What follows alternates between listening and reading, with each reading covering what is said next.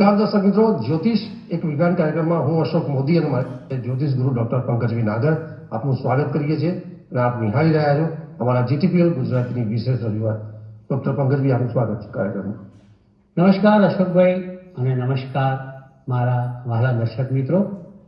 હર હંમેશની જેમ આ શોની અંદર એક વિશેષ વાત લઈને તમારી સમક્ષ હું મારા વહાલા કેમેરામેન મિત્રો, લાઇટ મિત્ર અને હર હંમેશની જેમ વહાલા અશોકભાઈની સાથે, અને તમે તો વહાલા છો જ, આપણે સૌ મળીને આજે એક એવી અદ્ભુત જ્ઞાનની વાતો કરીએ કે જે અનકહી છે, અનસુની છે, પરંતુ તમારા જ્ઞાનમાં વધારો કરનારી અને તમારા જ્ઞાનની કેપની અંદર વધારાના બોલ પીછ લગાવનારી એક વિશેષ વાત અશોકભાઈની સાથે. આવો મળીએ. બિલકુલ. પંકજભાઈ, ગત એપિસોડમાં આપણે જે ચર્ચા કરી હતી કે જાતકના એક જ કુંડળીના સ્થાનમાં 3 જો ગ્રહોની યુતિ થાય અને એ જે યોગો બનતા હોય છે અને એમાં જે કન્ફ્યુઝન હતા એમાં આપણે ગત એપિસોડમાં ખૂબ સુપેરે ચર્ચા કરી હતી કે શનિ ચંદ્ર ગુરુની તમે વાત કરી હતી, એમાં 20 યોગ અને ગજ કે યોગની વાત હતી. પણ આજે આપણે જે એવા જ એક જાતકના જે કન્ફ્યુઝન છે અને એમને એવું છે કે ભાઈ એક જ સ્થાનમાં જો 3 એવા ગ્રહ એની યુતિ થાય તો જે રાહુ ચંદ્ર અને ગુરુ આની જે યુતિ થાય તો એ કેવા પરિણામો આપે અને એમાં જે યોગો બને છે, ધારો કે રાહુ અને ગુરુનો જે યોગ બનતો હોય છે ચાંડાળ યોગ બનતો હોય છે અને ચંદ્ર અને ગુરુનો જે યોગ બનતો હોય છે એ ગ્રહ યોગ બનતો હોય છે. તો આ બંને મને એવું લાગે કે પેલા યોગ બે દુશ્મન સામે ઉભા હોય તો કયો ભારે અને કોને પહેલા કન્સિડર કરવો એવી બાબત છે. તો પંકજભાઈ, આપણે આ 3 ગ્રહોની યુતિ એમાં જાતકોના જે કન્ફ્યુઝનનો સવાલ છે કે એમાં કયો કેવી રીતે ગણવો યોગ અને કોને કન્સિડર કરવો એની વાત કરીએ. એક છે ચંદ્ર, બીજો છે રાહુ, ત્રીજો છે ગુરુ. હવે આપણે જે અગાઉનો પ્રશ્ન ચર્ચેલો, જ્યાં ગજ કેસરી યોગ પણ હતો અને 20 યોગ અને 20 યોગ પણ હતો, એ પ્રશ્ન છે ને આપણે કલોલના કોઈ કૌશિકભાઈ ઉપાધ્યાય પૂછેલો છે. પ્રશ્નો હવે આપણી પાસે આવવા લાગ્યા. બિલકુલ બરોબર છે. અને આ જે પ્રશ્ન છે એ પાટણના કોઈ જયમીન મોદી છે એમનો છે. મને અચાનક જ યાદ આવ્યું, કારણ કે શો દરમિયાન જે દર્શક મિત્રો અમને પ્રશ્નો પૂછતા હોય એમણે કહ્યું કે અમારું નામ તમે જાહેર કરજો, તે અમારી નૈતિક જવાબદારી છે. ચોક્કસ. So let us move to mister Jaymin Modi from Patan. બરોબર. તો એમણે પૂછ્યું છે કે ભાઈ ચંદ્ર, રાહુ અને ગુરુ, તમે અશોકભાઈ આનો એનાલિટિકલ બેઝ જાઓ તો ચંદ્ર રાહુથી ગ્રહણ યોગ થાય, ગુરુ રાહુથી ચાંડાળ યોગ થાય, બંને પણ ચંદ્ર ગુરુથી ગજ કેસરી યોગ થાય. એક તકલીફ એ થાય તો માથું ખંજવાળવું પડે. કેમ? ગ્રહણ યોગ થાય તોય ઉપાધિ, ચાંડાળ યોગ થાય તો બી ચાંડાળ યોગનું ફળ મળે તોય ઉપાધિ. બિલકુલ. ચટબી મેળા ને પટબી મેળા તો શું આપવાનું મારે? કારણ કે આ રાહુ મહારાજ એક અદ્રશ્ય શક્તિ, ચંદ્ર સાથે બેસે તો ગ્રહણ યોગ કરે, ગુરુ સાથે બેસે તો ચાંડાળ યોગ કરે, ચંદ્ર સાથે બેસે તો મનને બગાડે, ગુરુ સાથે બેસે તો ધર્મ, જ્ઞાન, ભણતરને બગાડે. પોતે તો હાવી થાય જ છે, કારણ કે રાહુ એક પ્રબળ દાવેદાર બ્રહ્માંડની અદ્રશ્ય શક્તિ છે. એનો દાવો કદી નિરર્થક નિષ્ફળ જતો નથી. મોટાભાગના કિસ્સાઓમાં અશોકભાઈ મેં જોયું છે કે કદાચ શનિ તમને ક્યાંક છોડી દે, પણ ત્યાં સુધી હેરાન કરે, કેતુ ક્યાંક તમને જવા દે, મંગળ ક્ષણિક તમને હેરાન કરે, પણ રાહુ મહારાજનું કામ છે ને અન્ય નહીં, અદ્ભુત છે. અદ્રશ્ય હોય અને પેલું સાટકા મારે ને તમને, હંટર મારે, ત્યારે તમને લીસોટા શરીર ઉપર દેખાય પણ રાહુ મહારાજ ના દેખાય. બિલકુલ. અને એનું હંટર પણ ના દેખાય.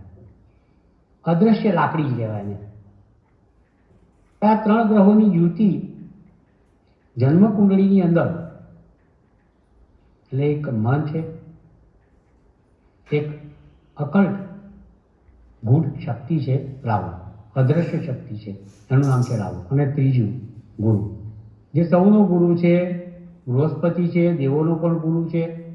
ગુરુ વિના જ્ઞાન નહીં, એક્સપાન્શન, ધર્મ, આધ્યાત્મવાદ, કુબેર, ધન, સંપત્તિ, જ્ઞાનનો ભંડાર, એડવાઇસ, ગુરુતા, વડપણ, દેશનો વડો પણ હોઈ શકે, બેંકનો મેનેજર પણ હોઈ શકે, ધર્માચાર્ય હોઈ શકે, ગાદીપતિ હોઈ શકે, મઠાધિપતિ હોઈ શકે. એનું નામ ગુરુ. ગુરુ સાથે રાહુ, ચાંડાળ યોગ. ચંદ્ર સાથે રાહુ, ગ્રહણ યોગ. પણ ચંદ્ર સાથે ગુરુ, ગજકેસરી યોગ. અહીં એનાલિસિસ એવી આવે કે આ 3 ગ્રહની યુતિ, ત્રિગ્રહ યુતિ કયા સ્થાનમાં છે એના કરતાં કઈ રાશિમાં છે એ વધારે મહત્વનું છે. સૌથી પહેલા આપણે એક અશોકભાઈ પોઝિટિવ વાત કરીએ. બિલકુલ. કે આ 3 ગ્રહની યુતિ એટલે કે ચંદ્ર, રાહુ ને ગુરુ કર્ક રાશિમાં થાય તો અદભુત. કારણ કે ચંદ્ર બળવાન બને, બળવાન બરાબર છે. ગુરુ બળવાન બને. કારણ કે ચંદ્ર સ્વગૃહી કહેવાય અને ગુરુ ઉચ્ચનો કહેવાય. અને કર્કનો રાહુ કેન્સરિયન રાહુ થઈ જાય, ટેકરાવાળો. બિલકુલ.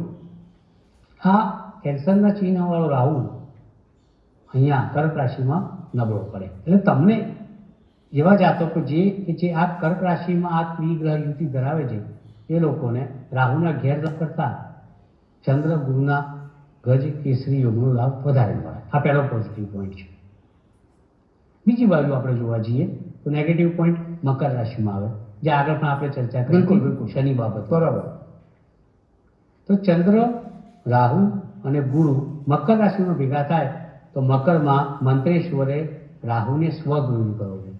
અલબત્ત રાહુ માટે મતાંતરો છે, પણ અહીંયા મંત્રેશ્વર મહારાજે એને મકરમાં સ્વગૃહી કરવો છે. તો ચંદ્ર અહીંયા અસ્તમાં આવી જાય અને ગુરુ નીચસ્થ થઈ જાય. એટલે રાહુના કારણે ચંદ્ર ગુરુનું આવી બને.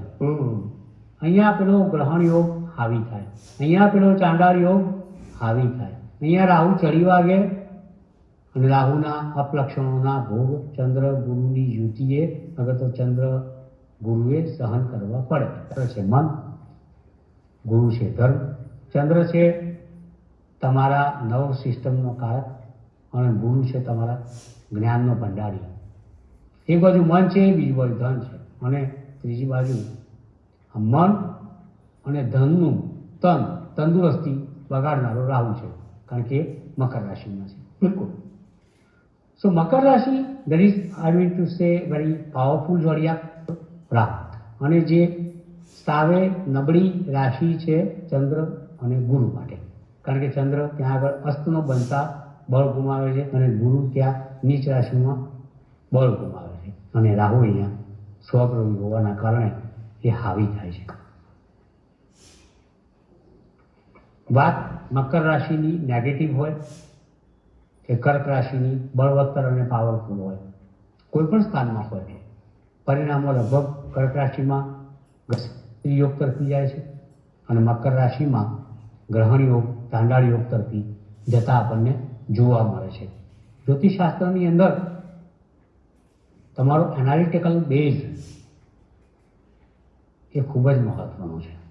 તમે દરેકે ગ્રહના લક્ષણોને ક્લાસિફિકેશન, વર્ગીકૃત કરી અને તમારા વાચકો કે દર્શકો સમક્ષ મૂકો તો એ તમારા માટે વધારે શ્રેષ્ઠ, એક સારામાં સારું અવલોકન તમે જગતને આપી શકો છો, નિરીક્ષણ તમે જાતકોને આપી શકો છો અને જાતકોને ચેતવણીના ભાગરૂપે, અગર તો ખુશીના ભાગરૂપે તમે વહેંચી શકો છો પ્રસાદની જેમ. તો આ વાત થઈ આપણે ચંદ્ર, ગુરુ, રાહુ, જ્યાં ચાંડાળ યોગ છે, જ્યાં ગ્રહણ યોગ છે, જ્યાં ગજ કેસરી પણ યોગ છે. પરંતુ રાશિ વાઇઝ એનું ફળ કેવું મળે એની મેં તમને સૂક્ષ્મ રીતે આ શોની અંદર ચર્ચા કરી. હવે બીજી કંઈક વસ્તુ આપણે હાથમાં લઈએ. Let us move to another points. બિલકુલ પંકજભાઈ, એ પછી એક એવી જ આપણે જે 3 જે ગ્રહોની યુતિની જે વાત છે એમાં આપણે બરોડાથી એક સવાલ છે. જ્યાં તક એમનું નામ નથી કહ્યું, પણ સવાલ બરોડાથી છે. તો પંકજભાઈ, એવા જ એક જાતકની જન્મ કુંડળીમાં 3 ગ્રહો યુતિની જો વાત કરીએ તો જે સવાલ છે કે ભાઈ ચંદ્ર, મંગળ અને શનિ, આ 3 ગ્રહોની જો યુતિ એક જ સ્થાનમાં હોય તો કયા પ્રકારના યોગો કરે? કે આપણે ચંદ્ર મંગળની વાત કરવી યુતિની, કે મંગળ શનિના જે યોગ બનતા હોય તો એને આપણે લઈને કઈ રીતે જાતકે પહેલું કન્સિડર કરવું અથવા તો કઈ રીતે એને ગણવું એની વાત છે. તો આ ત્રણેયની યુતિની વાત કરીએ આપણે. એમાં અશોકભાઈ અને દર્શક મિત્રો, એક ગ્રહ હોય, 2 ગ્રહ હોય, પણ 3 ગ્રહની યુતિ આ બહુ કન્ફ્યુઝન ચાલી છે. ને મોટી મોટી વિભૂતિઓ, સેલિબ્રિટીઝ આપણે જેને કહીએ છીએ, તો એ વિભૂતિઓની કુંડળીમાં લાઈક બચ્ચન સાહેબ છે આપણે, એક જ સ્થાનમાં 5 ગ્રહો. રજનીશજી છે, એક જ સ્થાનમાં 5-6 ગ્રહો. એવા મેં કુંડળીઓમાં એવું બધું બહુ જોયું છે કે 3 ગ્રહથી લઈને 5-6 ગ્રહ જો એક જ સ્થાનમાં હોય તેવા જાતકો એવું નામ કરતા હોય છે, એવી વિભૂતિઓ બની જતી હોય છે સેલિબ્રિટી, કે એ આપણા માટે અકલ્પનીય વિષય છે.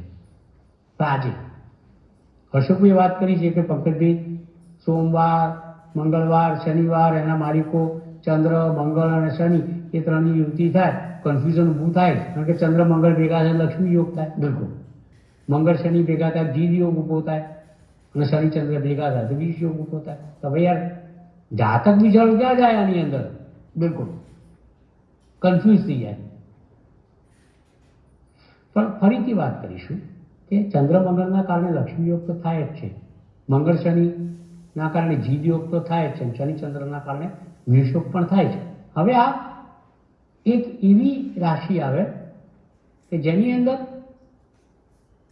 ભેગા એવી ઊભી થાય કે ધારો કે હું તમને એક ઉદાહરણ આપું છું. મકર રાશિ, મકર રાશિમાં ધારો કે શનિ, ચંદ્ર અને મંગળ ભેગા થયા તો ત્યાં ચંદ્ર તો વીક પડે જ છે, કારણ કે મકરમાં એ અસ્તનો થઈ ગયો. પણ મંગળ ઉંચનો થાય છે, શનિ સ્વગૃહી થાય છે.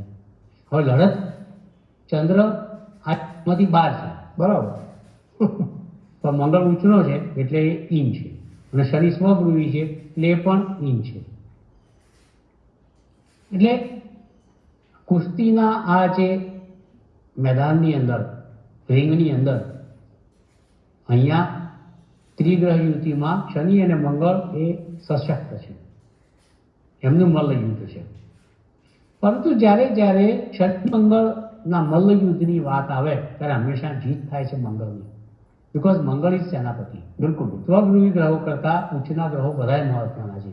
અહીંયા મંગળ ઉચ્ચનો બને છે, સેનાપતિ ઉચ્ચનો બને છે, એટલે એની ઉગ્રતા, એનું શૌર્ય, એનું સાહસ, એનું વીરત્વ, એનું નેતૃત્વ, એનું પુરુષાર્થ, એનો ગુસ્સો, જુસ્સો, ક્રોધ, એની ગરમી, એ મંગળનો પ્લસ પોઈન્ટ બની રહે છે. અહીં શનિ દબાય, શનિનું અહીં સ્વગૃહીપણું ના ચાલે, અહીં મંગળનું શુભત્વ ચાલે. મંગળ શનિને સમ ગણે છે, પણ શનિને મંગળ ગમતો નથી. આ સંબંધોમાં ગ્રહોના આવું હોય છે કે મંગળ એક વીર પુરુષ હોય, ક્ષમા વિરસ્ય ભૂષણ, એ નીતિ છે, એ ઉચ્ચનો બને છે. એ કોને સંભાળે? પોતાના મિત્રને. એ કોણ? ચંદ્ર. એટલે મકર રાશિની અંદર ભલે શનિ અને મંગળ બળવાન બનતા હોય, શનિનું એ ચાલતું નથી એટલે મંગળ બળવાન બને છે અને ચંદ્રને, પોતાના મિત્ર ચંદ્રને સંભાળી લે છે. એટલે અહીંયા આ ત્રિગ્રહ યુતિમાં જાતકને લક્ષ્મી યોગનો પૂર્ણ લાભ મળે, સુનિશ્ચિત છે. બીજી વાત કરું, જેમ મકર રાશિમાં મંગળ પોતાના મિત્ર ચંદ્રને સંભાળે છે, એમ કર્ક રાશિ, કર્ક રાશિમાં ચંદ્ર બળવાન બને તો મંગળ નીચનો બને, શનિ અસ્તનો બને. એટલે નથી ચાલતું શનિનું, નથી ચાલતું મંગળનું, પણ ચંદ્રનું ચાલે છે, કારણ કે ચંદ્ર સ્વગૃહી છે. ચંદ્ર શું કરશે? શનિને ધકેલશે, કારણ કે એનો શત્રુ છે. પોતાના મિત્ર મંગળને સંભાળશે. અહીં પણ લક્ષ્મી યોગ બને, પણ કેટલો મકર રાશિમાં બને આ ત્રિગ્રહ યુતિના કારણે, એટલો કર્ક રાશિમાં ન બને. હવે ત્રીજી એક રાશિ છે, ત્રિગ્રહ યુતિ વૃશ્ચિક રાશિમાં બને, એટલે ચંદ્ર વૃશ્ચિકમાં નબળો બને પણ મંગળ બળવાન બને, સ્વભૂમિ. શનિ નબળો પડે પણ શનિનું અહીંયા જે નકારાત્મક વલણ છે એ ચાલુ થઈ જાય, કારણ કે શનિને મંગળ પણ નથી ગમતો, મંગળની રાશિ પણ નથી ગમતી, અને જ્યારે સ્કોર્પિયોમાં શનિ આવે ત્યારે વધુ હિંસક અને ક્રૂર બને છે. એટલે આવા સમયે ચંદ્ર તો વીક છે જ. મંગળ જો ભૂલે ચૂકે વૃશ્ચિક રાશિમાં અનુરાધા નક્ષત્રમાં આવી ગયું તો શનિનું નક્ષત્ર થાય. એટલે વૃશ્ચિક રાશિમાં જ્યાં યુતિ અનુરાધા નક્ષત્રમાં હોય મંગળ, તો શનિ ચંદ્ર ઉપર મંગળ ઉપર હાવી થાય છે. પરિણામે વૃશ્ચિક રાશિમાં મંગળ શનિની યુતિમાં શનિ મંગળ ચંદ્રને પરાસ્ત કરી શકે છે. એના કારણે ચંદ્રને માનસિક રીતે સહન કરવું પડે છે, આખો વિષ યોગ થાય. બિલકુલ. અહીંયા લક્ષ્મી યોગ ના આવે તો વિષ યોગ થાય, અને શરીર હાવી થવાના કારણે ચંદ્રને મંગળને પરેશાન કરે. મંગળના સાહસિક વલણને, એના પુરુષાર્થને, એના નેતૃત્વને, એના શૌર્યને, એના ગુસ્સાને, એના ક્રોધને, એના લાલ રંગને ઝાંખો પાડીને પાડે, અને ચંદ્ર ઉપર આવી થાય એટલે વિષયોગનું સર્જન થાય. એટલે વૃશ્ચિક રાશિમાં ચંદ્ર, મંગળ અને શનિની યુતિ લક્ષ્મી યોગ કરતા વિષ યોગનું સર્જન વધારે કરે એમાં લેશ માત્ર શંકા નથી, એ વાત સુનિશ્ચિત છે. આ રાશિવાઇઝ હું તમને એક પછી એક ઘટનાક્રમ સમજાવતો જઉં છું. અમે તમને કર્ક રાશિ આપી, મકર રાશિ આપી, વૃશ્ચિક રાશિ આપી, એમ અલગ અલગ રાશિની અંદર ત્રિગ્રહ યુતિના ફળ અલગ અલગ હોય છે. એ દરેક રાશિનું નિરૂપણ, નિરીક્ષણ ધ્યાનપૂર્વક કરવું પડે, અને છેવટે અંતે આપણે કોઈ એવા નિર્ણય ઉપર આવી શકીએ કે જેનાથી આપણે ચોક્કસતા તરફ, ચોક્કસ પ્રિડિક્શન તરફ જઈ શકીએ. આ જ યુતિ કુંભ રાશિમાં શનિને હાવી કરે છે, એટલે પાછું વિષયોગનું સર્જન થાય. કુંભ રાશિમાં ચંદ્ર નબળો પડે, શનિની રાશિ છે. ગુરુ પણ નબળો પડે કારણ કે શનિની રાશિ છે. એટલે અહીંયા શનિવાદો હાવી થાય એટલે વિષયોગનું સર્જન કરે, અને મંગળને નબળો પાડે, ચંદ્રને નબળો પાડે, લક્ષ્મી યોગનો નાશ કરે છે. મીન રાશિમાં લક્ષ્મી યોગનું સર્જન થાય, કારણ કે ચંદ્ર, મંગળ અને શનિની વાત ચાલી રહી છે. બિલકુલ. એટલે ચંદ્ર મંગળથી મીન રાશિ એ મંગળના મિત્ર ગુરુની રાશિ છે, અને ચંદ્ર એ પણ એના મિત્રની રાશિ છે. એટલે ગુરુની રાશિમાં એના બંને મિત્રો ગોઠવાય, શનિનું ચાલે નહીં, એટલે અહીંયા લક્ષ્મી યોગ મીન રાશિમાં થાય. વૃષભ રાશિમાં શનિ આવી થાય એટલે ચંદ્ર અને ગુરુ ઉપર ચઢી વાગે. મિથુન રાશિમાં પણ શનિ આવી થાય તો ચંદ્ર અને મંગળ ઉપર ચડી બેસે. કર્ક રાશિ મેં તમને સમજાવી દીધું. સિંહ રાશિમાં શનિનું ચાલે નહીં એટલે ચંદ્ર મંગળના કારણે લક્ષ્મી યોગ. કન્યા રાશિમાં શનિનું ચાલે એટલે ચંદ્ર અને મંગળને પરેશાન કરે. તુલા રાશિમાં શનિનું ચાલે એટલે ચંદ્ર મંગળને પરેશાન કરે. વૃશ્ચિક રાશિની વાત થઈ ગઈ. ધન રાશિમાં ચંદ્ર મંગળનું ચાલે એટલે લક્ષ્મી યોગનું સર્જન થાય, શનિ નબળો પડે. મકર કુંભની વાત થઈ ગઈ, મીનની વાત થઈ ગઈ. આપણે અહીંયા તમામ રાશિઓ ત્રિગ્રહ યુતિ સાથે, ત્રિગ્રહ યુતિમાં હું પુનઃ આપણે યાદ કરાવીશ કે પહેલા ભાગની અંદર આપણે ગુરુ, ચંદ્ર અને શનિ પકડ્યો, બરોબર છે. બીજા ભાગની અંદર ચંદ્ર, રાહુ ને ગુરુ પકડ્યો. બિલકુલ. ત્રીજા ભાગની અંદર આપણે ચંદ્ર, મંગળ અને શનિ પકડ્યો. દરેકની એનાલિસિસ સુપે આપી છે. ક્યાંક એકાદ વખત ભૂલ થઈ ગઈ હોય, મંગળની જગ્યાએ ગુરુ આવી ગયો હોય તો ધ્યાનપૂર્વક શોને સાંભળજો અને એનું એનાલિસિસ જાતે કરજો. અહીં આપેલા પરિણામો તમને સુખદ સ્વરૂપ આપે, તમારા જીવનને સકારાત્મક બનાવે, એવી હું પ્રભુને પ્રાર્થના કરીશ કે સારા સ્થાનમાં, સારી રાશિમાં એ પ્રભુ મારા જાતક વર્ગ માટે, દર્શક વર્ગ માટે કે વાચક વર્ગ માટે તું કરજે, જેથી લોકો ખુશ થાય.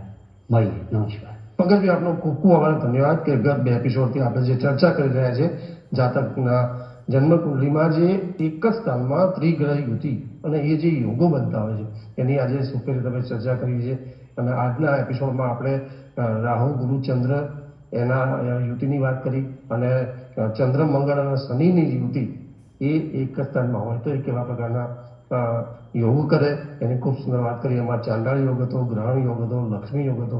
આ બધી બાબતો જબરજસ્ત હતી અને એ કયા આસનમાં કયો ગ્રહ અસ્તનો ઊંચનો બનતો હોય છે ને એ પ્રમાણેના ગ્રહોના એના પરિણામો કયા આસનમાં મળતા હોય છે એ ખૂબ જ વિસ્તારથી સુંદર રીતે સમજાવ્યું છે. તો ચોક્કસપણે જે જાતકોએ સવાલો કરેલા છે એ લોકોને હું અભિનંદન કરીશ કે આવા સવાલો કરવા બદલ, જેનાથી અન્ય અમારા જે વ્યુઅર્સ છે બીજા એ લોકોને પણ સારું આવું માર્ગદર્શન અને એ લોકોના ક્યાંક કન્ફ્યુઝન હતા એ પણ એમને દૂર થશે. તો વિશેષ આભાર આપનો પણ. પંકજભાઈ, કોઈ નવી વાત નહીં કરીએ કારણ કે કાર્યક્રમ સમાપનના આરે છે અને સમાપન કરવાનું આપણને સિગ્નલ પણ મળી ગયું છે. તો દર્શક મિત્રો, નેક્સ્ટ એપિસોડમાં આપના આવા જ પ્રશ્નો સાથે એના સમાધાન માટે રસપ્રદ ચર્ચા કરીશું જ્યોતિષમાં પંકજભાઈ સાથે. અત્યારે રજા આપશો. નમસ્કાર. જ્યોતિષ એક વિજ્ઞાન.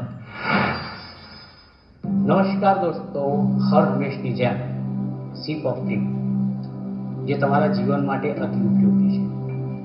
શું તમારું સંતાન વિદ્યા અભ્યાસમાં નબળું છે? શું તમારા ઘરની અંદર કુટુંબનો કોઈ સભ્ય સતત બીમાર રહે છે?